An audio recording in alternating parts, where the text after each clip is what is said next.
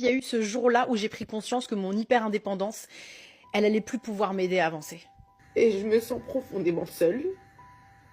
Les personnes qui s'occupent de moi ou qui me soutiennent physiquement, je veux dire. J'ai personne avec qui m'endormir le soir et me réveiller le matin. Ouais, c'est trop bien. T'as la solitude, t'apprends à découvrir, à t'aimer, c'est extraordinaire. Je développe ma carrière, c'est un truc de ouf. J'ai de la reconnaissance, du succès, de la richesse, de l'abondance. Je rencontre des super personnes en réalité. Mais le matin, le soir, pour les moments importants comme pour les pires moments, je suis la plupart du temps seule.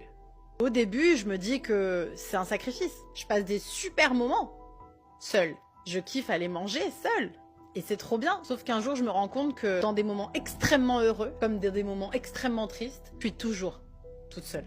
T'as des amis mais ils font leur vie. Ils peuvent pas être là tous les jours avec toi. Et dès que quelqu'un va rentrer dans ma vie, au moindre faux pas, je vais l'éjecter. C'est bien, je suis exigeante, je sais ce que je veux, mais du coup je suis sur mes gardes à chaque fois que quelqu'un va rentrer dans ma vie. Notamment les hommes.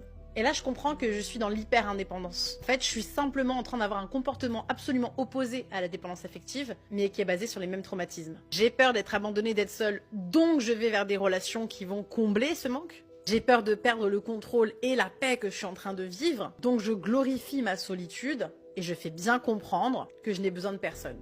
Et les gens prennent beaucoup moins de tes nouvelles, parce qu'ils se disent « Oh, mais ça va, elle gère. » Non, elle gère pas. Elle est passée du mode guérison au mode survie. La solitude, c'est temporaire, c'est un passage initiatique, ça permet de se reconnecter à soi. Et aujourd'hui, il y a beaucoup de gens qui vendent ça comme étant un mode de vie. J'adore marcher seule, aller faire plein de choses toute seule, je sais faire tout toute seule presque. J'ai monté même tous les meubles de chez moi toute seule, mais je le redirai jamais assez. La seule chose dont on se souviendra à la fin, c'est de tous les moments qu'on aura partagés. Le partage, c'est ce qui va décupler l'amour qu'on est en train de créer. Alors si tu traverses la solitude, c'est super. T'es en train d'en apprendre plus sur toi. Mais n'oublie pas qu'à un moment donné, tout ce que t'es en train de construire d'extraordinaire, ce sera le temps de le partager. Avec quelqu'un qui saura te respecter, qui sera à la hauteur de tes attentes, qui sera dans tes standards élevés. Alors je sais que t'as peur qu'on te piétine le cœur, mais avoir peur d'ouvrir son cœur, c'est comme avoir peur de vivre parce que tu vas mourir.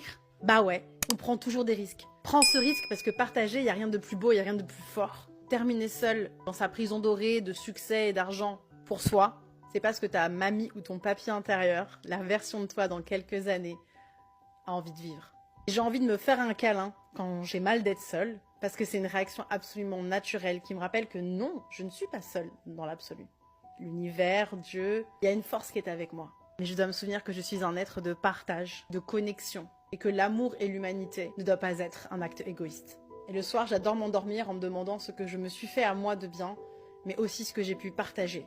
Et crois-moi, qu'il n'y a rien de plus nourrissant pour le cœur que de donner ce qui t'apporte à toi aussi du bonheur.